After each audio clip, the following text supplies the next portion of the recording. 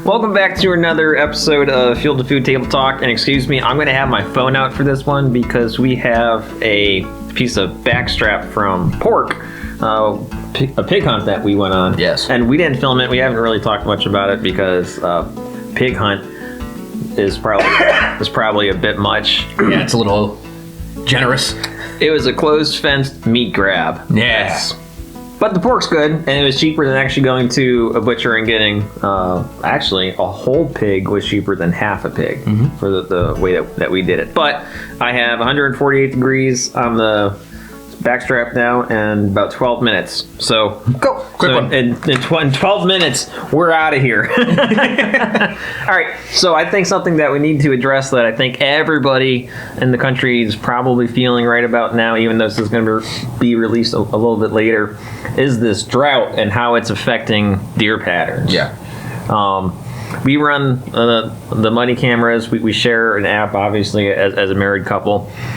What about Kyle's on our camera? Kyle Peters is an addition. He's our camera baby. He's part of the family. But I think we've all seen the same things to where there's been a lot less deer movement, a lot less daylight movement. And I think what we're seeing is that because of where we have our cameras prior to this drought, we weren't expecting this shift. And I think you probably share the same thought, is that there's a big shift to water. Yeah. The one thing we've noticed, especially over the food plots, is we have, if there's deer there in daylight, it's right at sunrise. Yeah. That half-hour interval. And then usually the rest of the day is gone. Then right around that 10 p.m. to midnight is when we'll start getting that active deer movement at night. Yep. But down in my spot where I hunt, it's the low end of a swamp. The bank wall from the creek goes way down. It is wet down there. It's not a whole lot of standing water, but it's wet. Yeah. And this past week, a ton more deer movement in daylight. Just more deer movement in general down there because I think, oh, cool, this is like the closest spot, the most secluded to water. This is where they feel comfortable at. And I think once we get a couple good rains, we're going to need now at this point. Well, on top of the lack of rain, it's been so hot that you don't want to move. You don't.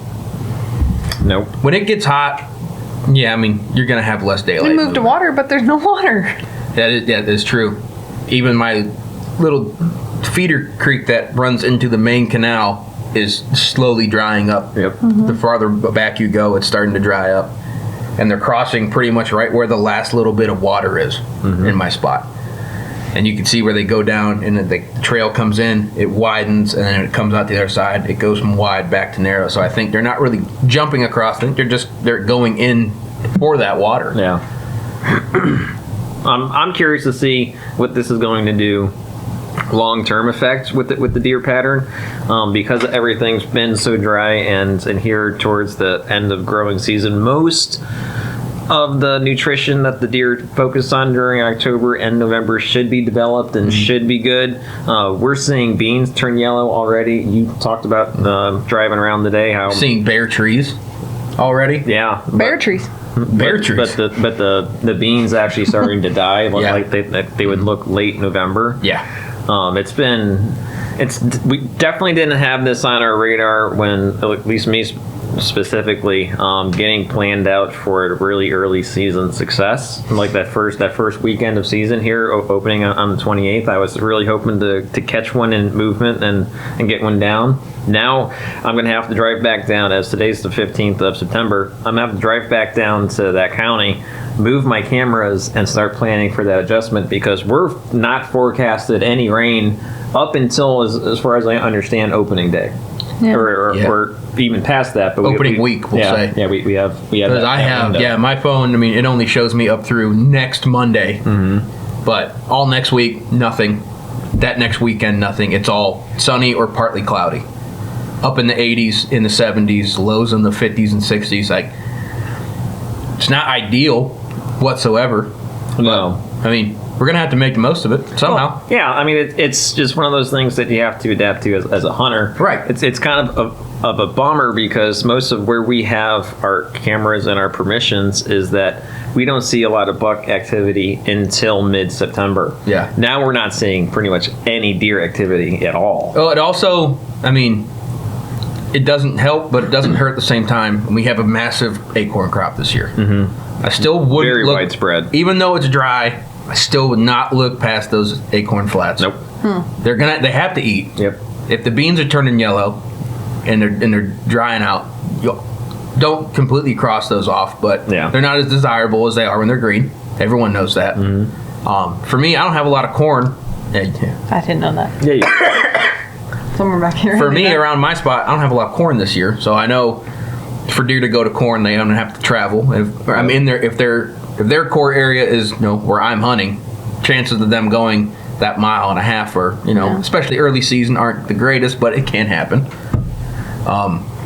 But yeah, we have a ton of acorns. We do have a little bit of water, so it's just kind of it's almost like your destination spots aren't really going to be your key. It's going to be your travel spots now. Yeah. You have to find out where they're going and when they're going to be there. I'm not one to bait. I don't care for that style of hunting. But if you are someone who baits, if you can get on a pattern between a deer and their bedding and water and put bait in between, that would be the way to kill a deer right now. Yeah. We don't bait. It's just like, it's not fun to us anymore. It's kind of like, okay, like I want to be at the destination spot because of what's already there. Yeah. And that's why we have the food plots. Yeah. And you can make that argument all day if you want to. Food plots can be baiting to a degree. I've heard that argument. But I don't know. There's a lot more blood, sweat, and tears put into a food plot than there is to a 50-pound bag of corn on the ground. I agree. This was I don't know if you know this. Oh, no, you do. Because this was my first time getting my own property, my own permission. Mm-hmm. I'm so sorry. I don't need to. Sorry.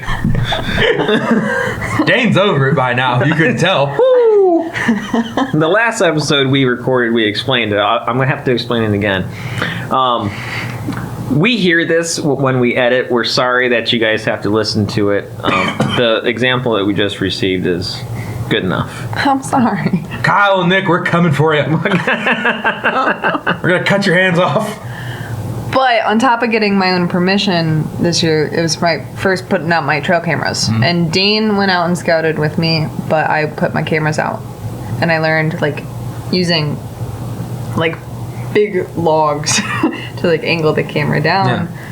Made those, not sore spots, but totally visible to those deer. So you could see the deer, this close to the camera. Oh, these deer know exactly where those cameras And are. I put them too low to the ground. And thinking about what you're saying with water and travel points, I'm like, okay, where are the ponds? Where are they going to be?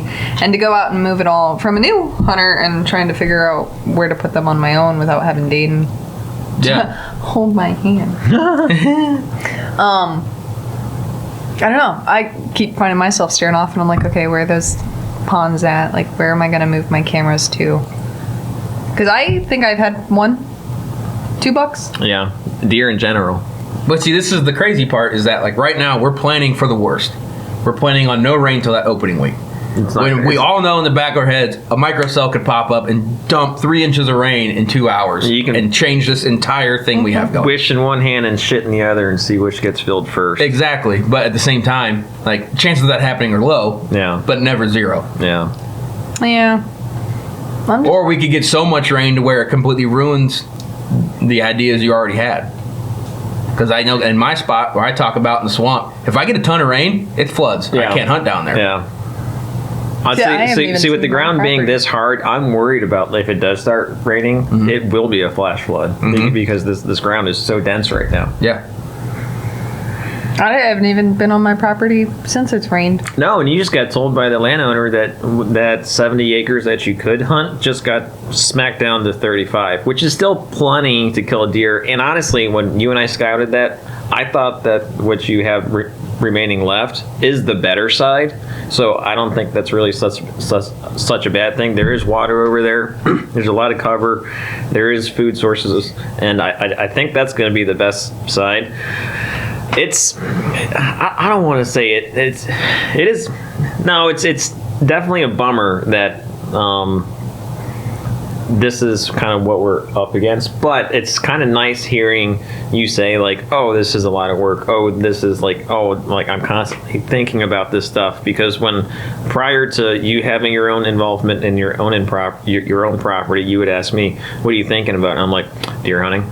Well, this is why, because you get obsessed with it. It was one of the security guards asked me if I was working this weekend, and I was like, no, I'm off. And he said something about nice weather. And I was like, cool down.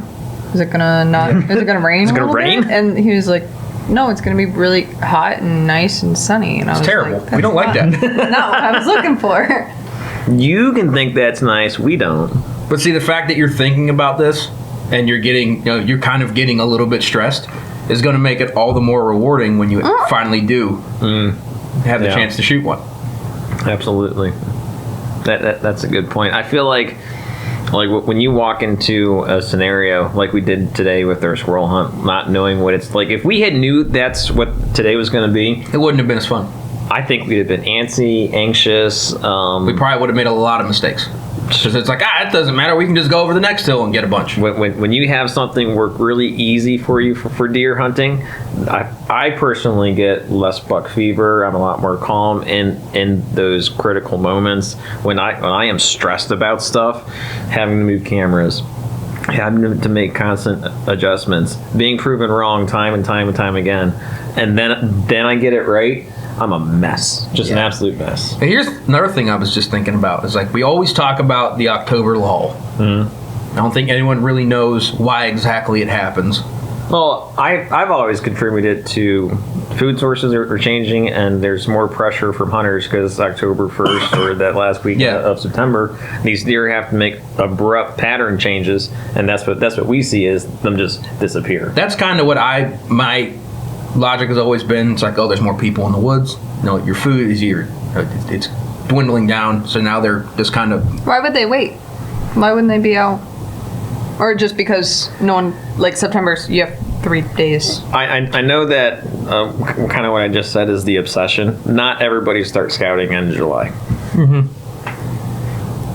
I saw a girl on TikTok. I don't remember who it was. She said she hadn't shot her bow in a year, and she's like, season opens in a week. And I was like, you're starting now? She's like, yep. I was like, okay. I guess you didn't start 6 months ago. I mean, like, I get that. I shoot a crossbow, so everyone's like, oh, you pull your bow out of the closet and blow the dust off of it and shoot it the night before. And I guess I probably slung 200 arrows out of that bow in the past week and a half. I like to make sure, I like to test theories, and I like to just play around. And I'm still so new learning. I learned something with my bow the other day on where my pressure point was in my hand. Yeah. But like I was saying before, we got drastically sidetracked. Sorry. We do that in this podcast. Yeah. The October lull, as we call it, always happens to seem to be like that. End of mid-second week of October, and then it kind of lasts up until like the last week. Right up around Halloween is when you kind of start seeing the good pre-rut. 23rd, 24th. Yeah.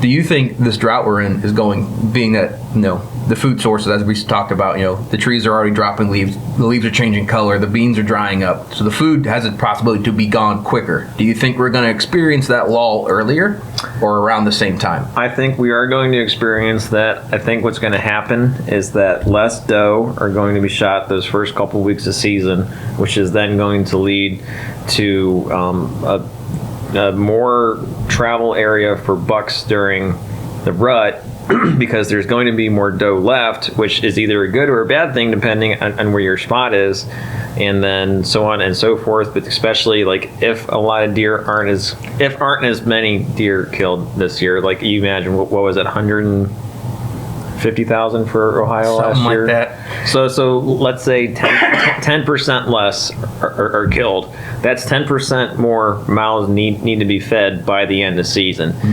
If everything is different from the start, the way hunting goes, it'll be different at the end. Oh yeah. My theory is we're going to experience that lull earlier, and then because we're going to experience it early due to the food, and then it's going to last longer due to the pressure. So I feel like that 2 week might be longer to where a lot of people are going to have a really rough early season because of this drought. Yeah. And like their normal spots they like to hunt, if they're not baiting, are going to be, lesser this year. Baiting by water specifically. Right. And I mean, most guys don't hunt near water. That's just Not something that you typically have to think about. Not in this region. Vegetation normally has enough water for them to Right. survive a lot of their time from. Not all of it, but a lot. Yeah. And if they're hunting those normal spots and the food's dried up, gone, already, foraged or whatever, they're not going to be there. And then the pressure hits, and then now they're going to hunker down. So now you have the opportunity, not really opportunity, the chance of a really slow early season leading into that lull. Yeah. To where, like you said, I think a lot more deer are going to be shot end of October, early November. Yeah. Than normally, because now guys are they hunt that early season, they don't see anything, they don't shoot anything. That's going to just create more drive for them to be out there during that time frame. Well, not only all that, but if you want to talk or put into consideration just how much noise you're going to make for access. Oh, it's going to be dry and crunchy. Oh, and unless there's a breeze, you're going to be in trouble. I'm gonna say, I hear something beeping. I believe we have a done pork loin. We have pork. I didn't know that beeped. What a great birthday present. And normally there's the Star Wars theme song that plays with it, but I turned that off specifically for the podcast so I don't get a copyright issue from Disney. Bah, bah, bah, bah. No copyright. They're not kind about that kind of stuff. All right. Well, we hope that this insight brings maybe some to you. I wish that we weren't going through this. I wish that you guys weren't going through it. But that's part of deer hunting is that you have to take what Mother Nature gives you. So that just test your mettle. Take it and roll. Take it and roll. Good luck. Mother Nature. Oh, I thought like, good luck, Mom. Mom. Well, when I said it in my head, it was like, mother. But then it cut offs.